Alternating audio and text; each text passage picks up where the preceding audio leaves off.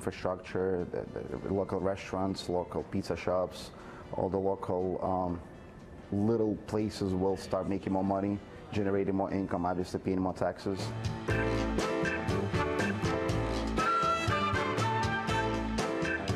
I did offer up I would change my name. I've gotten tired of Andrew anyway. Amazon Cuomo, I would change it to.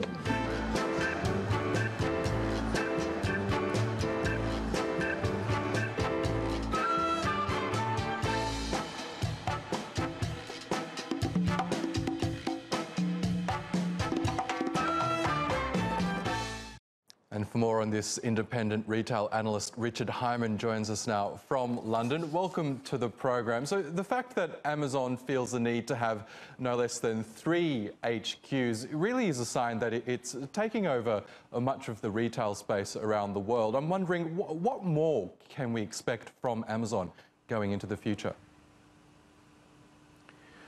Well, I think the main lesson to learn about Amazon from the past is that there is going to be much, much more. They're a very ambitious business, very innovative. So I think that we'll see greater penetration across European markets. One of the things we'll see a lot more of, rather ironically perhaps, is more physical stores. A lot of people jump to the conclusion that Amazon is killing the retail store concept. Amazon clearly doesn't itself think that physical retailing is dead, and actually Amazon is very active in developing all sorts of physical retail formats. They're all in their fairly early days, but we're going to see a lot more of that too from Amazon in the coming years, I think.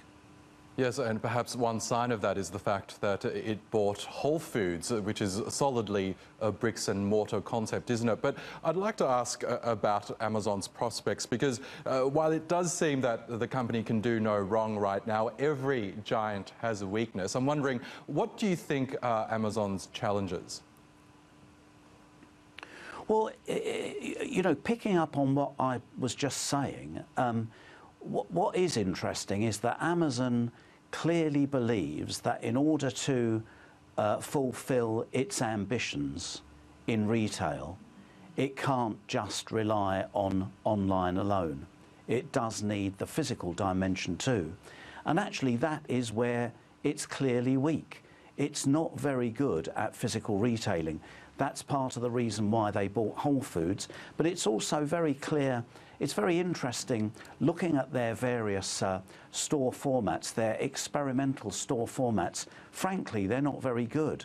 I think that the difference between the skill sets required to be successful online and offline are very, very different. So Amazon's got a lot to learn there. And by the way, I think another thing we'll definitely be seeing is some more acquisitions from Amazon of physical retailers. I think that over the coming years we'll see some selected strategic acquisitions in various countries along the lines of the Whole Foods acquisition, not necessarily in food, but very strategic acquisitions.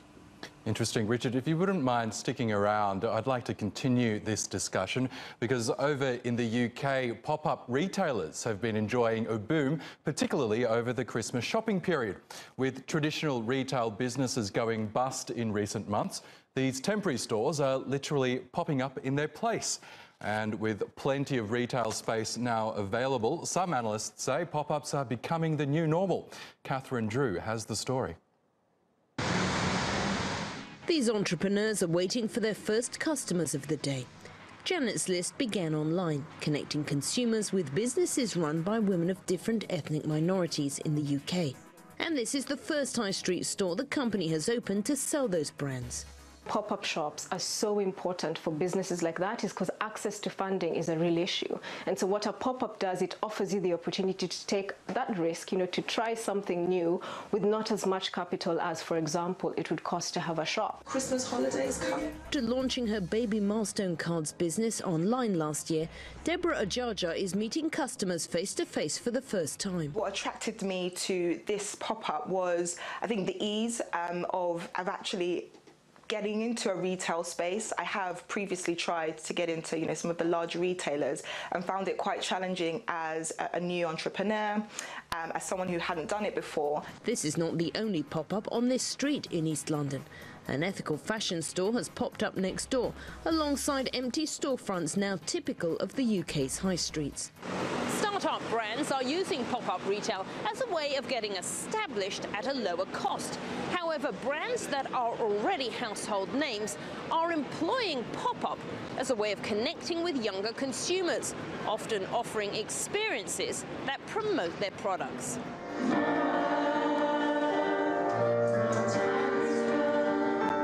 In the West End of London, visitors can sing along, get a trim or a tattoo, or purchase merchandise at a pop-up store dedicated to the British rock group Queen. Song lyrics light up the street, all of which promotes the recently released Queen biopic movie Bohemian Rhapsody.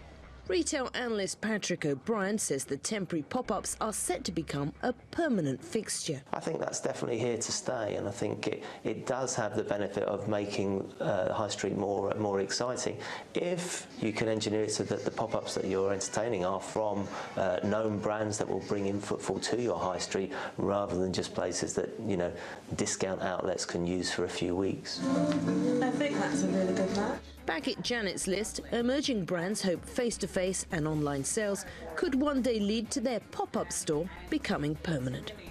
Catherine Drew, TRT World, London. So, Richard, just a couple of ways traditional retailers are looking to compete with the online retail space. I'm wondering, what more do bricks and mortar retailers need to do to, I guess, face up to this online trend? Well, it's a huge, huge challenge, and a challenge that they've never had before. I think that the basic economics of retail are under threat. And a lot of retailers' businesses, their cost bases are too high, they're not adding enough value, they're not sufficiently focused on their core customers. And they sell too much product. A lot of them have got too many stores. The stores they have are too big.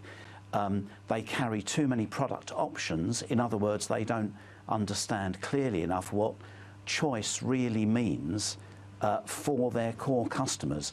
And all these things are fundamental strategic weaknesses. They've got to get much better at retailing, and we're seeing many long-established retailers under serious economic threat. I think we'll see quite a lot of casualties next year, and the gaps between the winners and the losers are getting wider. And tell us quickly, what sort of retail trends can we expect in 2019? Any game changes, anything different, or more of the same? I think this is a retail market where it's not what you do, it's how you do it. So being online isn't the answer. Having great tech isn't the answer. Having glitzy stores isn't the answer. None of those things are the answer on their own. There are exceptions to every rule. It really is all about how you execute what you do. Good retailing is understanding exactly who your customer is and who it isn't, understanding precisely what they want and giving them only that, not giving them a load of stuff that isn't relevant and gets in the way of them finding what they really do want. Whether you do that online, off a page in a magazine or in a shop, is secondary. It's really all about focus and relevance. I don't think we're going to see any fantastic new silver bullet innovations that are going to provide the magic answer. This is about being really good at understanding your customers and delivering what they want. Okay, Richard Hyman, we will have to leave it there, but thank you again for your time.